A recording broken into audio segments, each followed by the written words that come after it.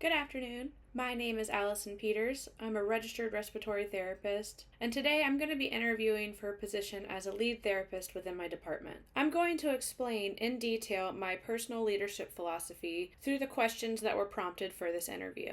The first question is, what qualities do I think I could bring to an organization to help make it better? The first thing is I have tons of experience. I've been a respiratory therapist for approximately 10 years now, so I have a lot of experience in and out of the different positions within the hospital. I have worked in critical care, I have worked in med-surg, I have worked in the ER, I have worked with pediatrics, so I have had a chance to dip my toe into a lot of different aspects of our profession. I have also had the opportunity to work as a chronic lung disease navigator for the past 4 to 5 years, therefore I do have a little bit of experience in administration as well as being at the bedside. Another great quality that I believe that I could bring to an organization would be a positive attitude. This can be especially important in healthcare. According to an article written by M. Jutin in Forbes magazine, a positive attitude in the face of busy shifts, high-stress situations, and unexpected setbacks can make a huge difference in employee morale. Therefore, it's a leader's job to attempt to sway others in a positive direction. I was an alternate lead during COVID. Therefore, there were a lot of situations and unfortunate events that absolutely brought down employee morale. But as the only lead on shift, it was my responsibility to keep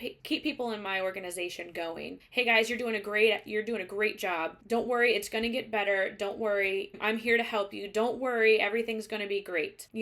Despite everything that we were seeing and all the awful things that were going on, I strive to be that positive light, to be that person that they can lean on, to be that optimism that my employees look to so that they know that things will get better in the future. Now, to build onto that positivity, another great quality that I hope to bring to an organization would be the ability to set good examples for my constituents. My positive attitude can be contagious. Hopefully, with my happiness and my positivity, it rubs off on other people and inspires them to act the same way. Healthcare leaders live in the spotlight of their organizations. According to Kuzus and Posner, employees watch leaders' every action and determine if they're serious about what they say. Leaders set examples for others by clarifying values and performance expectations for themselves, and that way it communicates to employees what is expected of them. If I act a certain way, it only gives my employees a green light to do the same thing. Therefore, I am always setting an example. No matter if I'm frustrated, no matter if the shift is rough, no matter if I am overwhelmed, I have to keep a good, cool head about it. That way everyone else kind of follows in suit.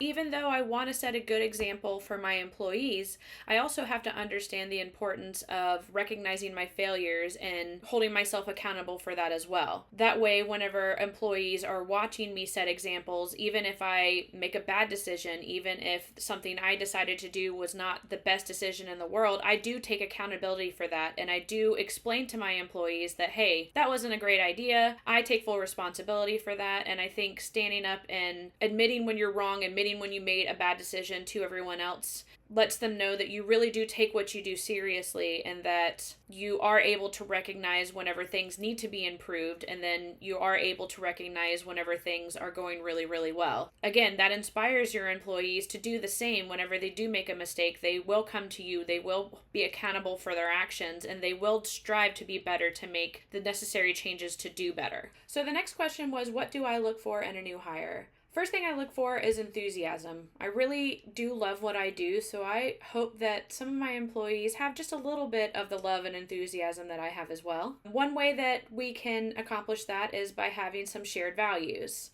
According to Kuzus and Posner, shared values are important when it comes to enlisting the help of others and having employees. Values are deeply held beliefs that can act as guiding principles for individuals and organizations, and when they are shared and followed, they can build a foundation of trust. So as I am looking to hire a new employee, doing interviews, I want to make sure that we have some of those shared values, that our goals are essentially the same as far as, especially whenever it comes to patient care. I also want my employees to have an adequate baseline my knowledge of respiratory therapy in general. If it's a new therapist straight out of school, I want to make sure that you just know the basics of ventilator modes, inhaled medication therapies, how to handle certain situations, like especially the BLS algorithm. You walk into a room, a patient is unresponsive, what do you do next? That is something we can build on. That is totally fine. And I also just appreciate a willingness to learn. Be willing to try things, be willing to learn new techniques, new therapies. I realize that learning is a master skill, and it is my job as a leader to coach my employees appropriately and help them learn the skills that they need to. So that's what I would be looking for in a new employee. The next question was, how would I go about firing an employee? A great article that I read by C. Baker offers a step-by-step process of firing an employee. First and foremost, have a plan for it. Have a time and date and place that you want to do it. Make sure that you're reviewing your company policy and gather any necessary documents. You also want to discuss with HR and make sure that they know that you are making this decision. You also want to make sure that the place that you're going to is private and that you can have a one-on-one conversation. You want to keep the conversation brief, but you also want to make it clear and direct and concise about what the situation is and what's going on. You also afterwards want to make sure that you take a moment to listen to feedback and answer any questions that employee may have for you.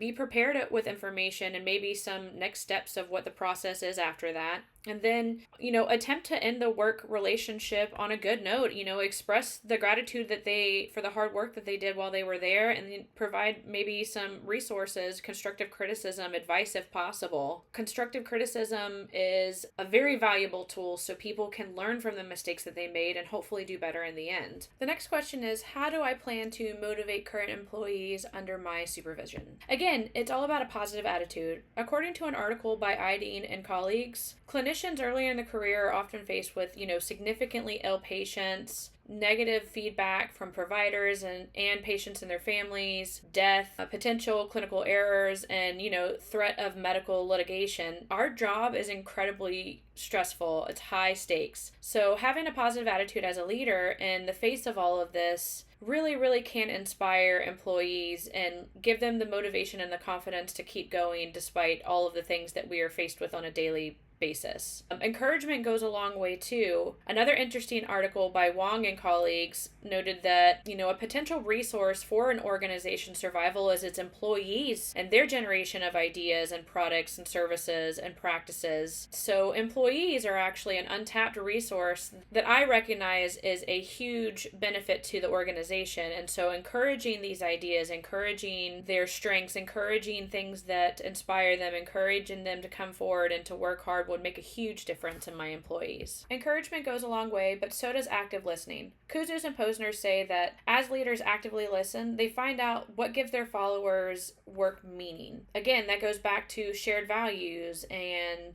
things that really are deep within our employees that inspire them to work. And as we actively listen and encourage them, we know what really drives them and we can support that to build the organization and make it better. The last question is, what are my weaknesses as a manager?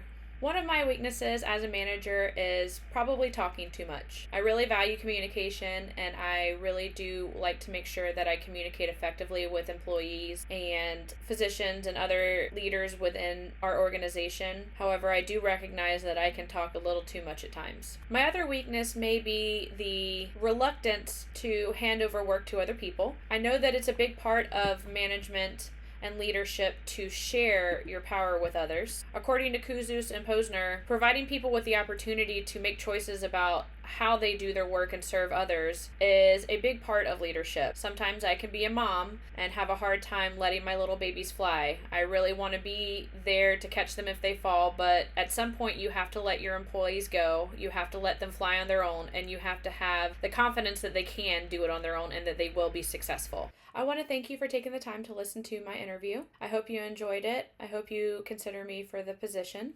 There's a bunch of chainsaws and cleanup due to the aftermath of the recent hurricane that just came through, so I do apologize if there is noise in the background. Have a great day. Thank you.